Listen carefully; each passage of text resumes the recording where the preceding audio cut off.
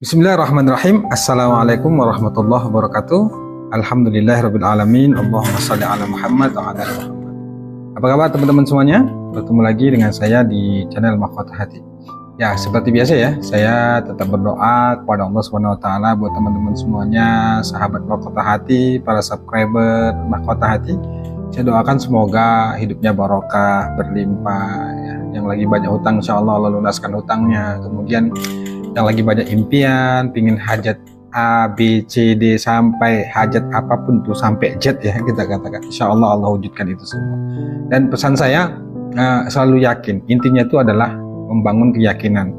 Dan memang membangun keyakinan ini kan butuh proses yang lama. Insya Allah nanti di video selanjutnya saya akan bahas bagaimana membangun keyakinan diri kepada Allah kalau keinginan kita itu bisa terwujud. Insya Allah nanti ya. Tapi yang terpenting apapun menjadi hajat Anda, impian Anda insya Allah dimudahkan oleh Allah. Jangan lupa bersyukur ya, tetap selalu saya katakan jangan lupa bersyukur.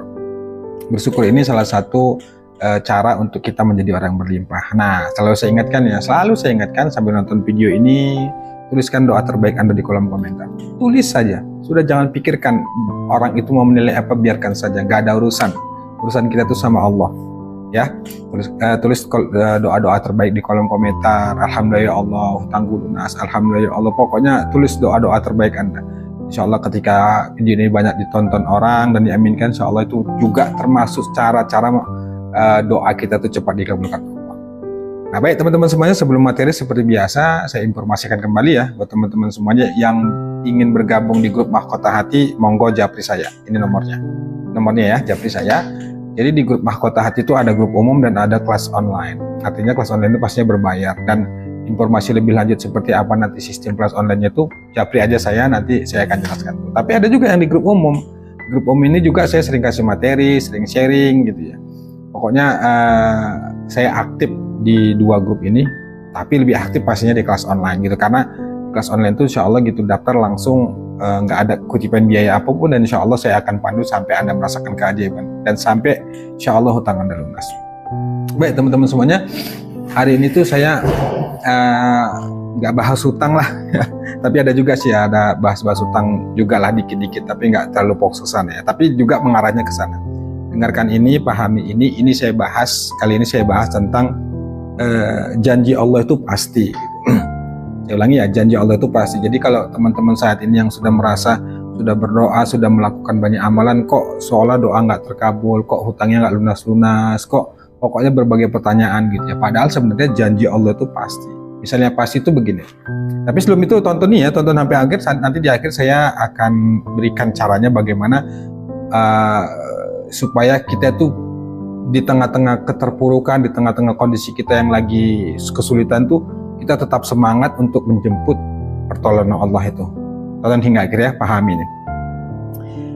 Teman-teman gini deh, banyak sekali tawaran, janji-janji yang diberikan Allah kepada kita. Pasti nih ya, pasti. Dan itu kan kabar gembira untuk kita ya. Misalnya ketika kita mengamalkan A, maka akan dapat B. Ketika mengamalkan B, mendapatkan C, dan seterusnya dan seterusnya. Itu janji-janji Allah yang ditawarkan sama kita. Sebagai contoh realnya, misalnya Allah itu menyuruh kita melalui Rasulnya itu memperbanyak istighfar. Dengan istighfar itu Allah akan kasih rezeki dari arah yang tidak terduga, kemudian akan memberikan solusi dari setiap persoalan yang kita hadapi dan lain sebagainya. Termasuk tentang sedekah, siapa orang yang beri 1 maka Allah akan balas 10. Itu janji Allah. Tapi faktanya ketika kita mengamalkan itu, kenapa kita merasa seolah janji Allah itu kok nggak ditepati? Kenapa kita sudah berupaya keras untuk mengamalkan A, B, C, D dan segala macamnya sesuai janji-janji yang Allah tawarkan tadi itu, kok kita merasa merasa nggak ditepati gitu ya kira-kira. Nah, saya juga pernah berada di posisi itu dengan berbagai pertanyaan-pertanyaan ya dulu di awal-awal ketika saya itu memulai Riyanto ya. Sudah ngamalkan sholawat, sudah ngamalkan istighfar, kok seolah nggak ada perubahan, nggak ada keajaiban dan lain sebagainya. Sehingga saat itu pun saya sempat stres gitu ya. Bahasa saya stres dan putus asa lah, karena di samping masalah banyak, hutang belum selesai, jadi ya gitu. Saat itu saya sempat down gitu ya. Tapi proses perjalanan itu ternyata mengajarkan kepada saya, ternyata teman-teman semuanya, yang membuat kita itu stres, down, takut, cemas, itu karena kita menilainya itu dengan pikiran kita, bukan dengan hati kita, dengan iman. Kalau bahasa saya dengan iman. Nah, pernyataan saya itu begini, janji Allah itu pasti. Tugas kita hanya meyakini saja. Sekali lagi teman-teman, saya katakan, janji Allah itu pasti. Dan tugas kita hanya meyakini saja. Tugas kita itu bukan memikirkan bagaimana caranya, dari mana hutang kita lunas, dari mana nanti Allah akan berikan solusi, bagaimana bentuknya, kapan waktunya. Itu bukan urusan kita, itu urusan Allah. Urusan kita meyakini bahwa Allah itu kuasa, bahwa Allah itu benar-benar maha menepati janji. Contoh begini, ketika Allah sudah katakan siapa orang yang amalan aja lah yang sederhana ya, yang sudah biasa kita dengar. Allah itu melalui Rasulnya bilang, siapa orang yang mendawamkan istighfar, maka Allah akan berikan solusi dari setiap persoalan yang dihadapi. Allah akan berikan rezeki dari arah yang tidak terduga-duga. Allah akan ampuni semua dosa yang ia lakukan. Nah, kalau Allah sudah berjanji seperti itu, tugas kita meyakini saja. Perkara Allah ngasih solusinya seperti apa, dari mana jalannya, kapan, nanti bentuknya seperti apa, itu bukan urusan kita. Makanya selalu saya katakan ya bahwa termasuk hutang, teman-teman saat ini yang punya hutang itu wilayahnya Allah. Hutang itu bukan wilayah kita. Kalau kita memikirkan dari mana ya jalannya supaya hutang lunas, oke, secara ikhtiar dunia kita lewat bekerja, lewat bisnis dan segala macamnya. Tapi pertanyaannya, apakah dengan bisnis, dengan usaha itu menjamin kita untuk hutang lunas? Belum tentu kan. Pada akhirnya menentukan siapa? Allah. Jadi segigi apapun ikhtiar yang kita lakukan, tetap pada akhirnya itu yang pegang kendali, yang menentukan hasil itu adalah Allah. Makanya selalu saya katakan, kalau Anda terjebak masalah, fokusnya jangan pada solusi. Karena solusi itu urusan Allah. Dari mana jalannya, bagaimana nanti Allah menyelesaikannya. Allah itu punya cara tersendiri untuk menyelesaikan masalah kita. Dan tugas kita meyakini dan menjalankan saja apa yang Allah perintahkan. Kalau Allah perintahkan melalui Rasulnya, misalnya banyakin istighfar, kerjakan sholat berjamaah, sholat 5 waktu, ngamalin sholawat, ibadah-ibadah yang lainnya, tugas kita kerjakan dan yakini itu bahwa kalau Allah sudah katakan begitu, bukan tugas kita lagi nanti hasilnya seperti apa, bagaimana. Yang pasti Allah itu menjanjikan kebaikan-kebaikan untuk kita. Misal tadi istighfar, siapa orang mendapatkan istighfar, Allah kasih rezeki dari yang tidak terduga-duga. Ya yakini saja bahwa insya Allah dengan kita mendawamkan istighfar, rezeki itu akan dikasih sama Allah dengan caranya, bukan dengan cara kita. Dengan cara tidak terduga-duga. Ya terserah Allah caranya seperti apa, bukan cara kita. Makanya ini berkali-kali saya katakan ya, berkali-kali bahkan di grup, baik di grup umum ataupun di kelas online itu kan saya aktif dua-duanya itu ya. Saya selalu bilang, fokusnya jangan pada keajaiban, fokusnya jangan pada solusi, tapi fokusnya adalah bagaimana kita bisa menikmatin ibadah, amalan yang kita lakukan, kita bisa mengistiqomahkan itu.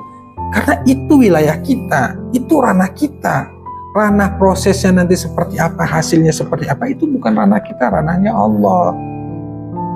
Nah, kalau Anda fokusnya pada solusi, pada keajaiban, pada gimana nanti, kapan nanti, Anda akan pusing sendiri, Anda akan stres sendiri. Makanya ini banyak yang WA ke saya, Pak, saya udah 40 hari ngamalkan rumus hutang lunas, tapi belum ada keajaiban. Ya ente itu mikirnya keajaiban, emang dunia ini milik ente apa? Milik ente ngatur dunia ini? Enggak.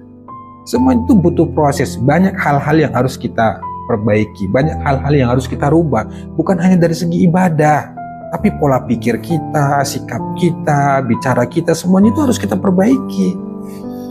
Ya, harus kita perbaiki. Itu yang terjadi ketika Anda itu fokusnya pada hasil-hasil keajaiban-keajaiban. Ya monggo saja kalau Anda beribadah itu berharap keajaiban. Yang pastinya semua orang itu ibadah itu berharap itu pada keajaiban pertolongan Allah. Tapi pikiran kita jangan serta-merta ke sana.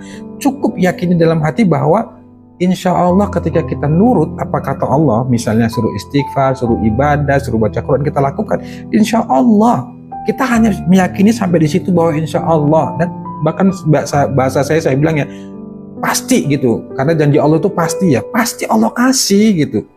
Tinggal kitanya saja bagaimana sabar gitu ya, kemudian nggak terburu-buru. Allah itu bahasa saya sebagai pengalaman aja itu sengaja menunda pengabulan doa kita, sengaja menunda lunasnya hutang kita, supaya Allah itu ingin didik kita dulu. Dan ketika Allah mendidik itu supaya kita ini pantas tuh meminta apa yang kita minta, itu kita sudah pantas menerimanya.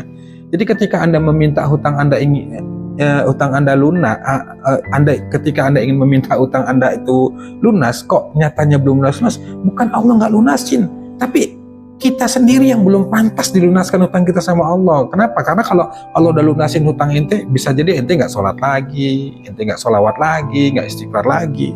Nah makanya dibutuhkan keistiqomahan, mendawamkan satu amalan itu dengan menikmatin.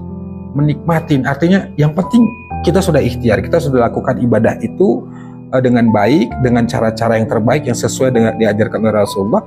Perkara hasil itu ya urusan Allah. Nanti Allah sendiri yang akan buatkan jalan dengan caranya, bukan dengan cara kita. Kalau Anda selalu berpikirnya pada hasil, ya ini Anda akan bingung sendiri, stres sendiri. Faktanya itu begini ya teman-teman. Yang WA ke saya ini kan banyak ya, tentang Pak Ustadz saya sudah ngamalkan bla bla bla gitu ya, tapi kok belum berhasil. Itu tadi saya katakan, ente fokusnya pada keajaiban. Berkali-kali saya katakan, itulah sebabnya kenapa saya jarang sekali mengangkat kisah-kisah atau keajaiban-keajaiban yang dirasakan yang sudah ikut kelas online gitu ya, merasakan keajaiban itu. Kenapa? Karena ya monggo saja ya, pemahaman itu kan berbeda. Kalau saya gini berpikirnya, ya monggo saja ketika ada keajaiban itu kita jadikanlah kisah itu sebagai motivasi kita, pelajaran untuk kita supaya kita lebih semangat lagi untuk misalnya ngamalin sholawat dan ibadah-ibadah yang lainnya gitu. Tapi dalam hal ini ketika fokusan kita bukan pada keajaiban, tapi fokus kita bagaimana bisa menikmati ibadah itu, ini lebih nikmat teman-teman semua. Lebih apa ya, bahasa saya itu lebih merasakan apa ya, yakin, ridho, sabar, pada akhirnya ke sana. Tapi kalau Anda berambisi pada keajaiban, solusi yang terjadi itu Anda nggak istiqomah, kemudian nggak sabar, nggak nerima, nggak ridho, itu yang terjadi. Nah, oleh karena itu teman-teman semuanya, saya katakan sekali lagi ya, bahwa janji Allah itu pasti. Jadi insya Allah ketika Anda benar-benar mendekatkan diri sama Allah, kita mendekatkan diri sama Allah ya, kita banyak istighfar, banyak sholawat, kemudian banyak melakukan perbaikan, insya Allah janji Allah itu akan ditepati dengan caranya, bukan dengan cara kita. Ada saja nanti jalan-jalannya itu. Insya Allah teman-teman, yang pasti jangan putus asa, terus meminta, terus berdoa kepada Allah. Allah pasti akan berikan pertolongan, berikan jalan atas persoalan yang kita hadapi. Wallahu a'lam bishawab. Assalamualaikum warahmatullahi wabarakatuh.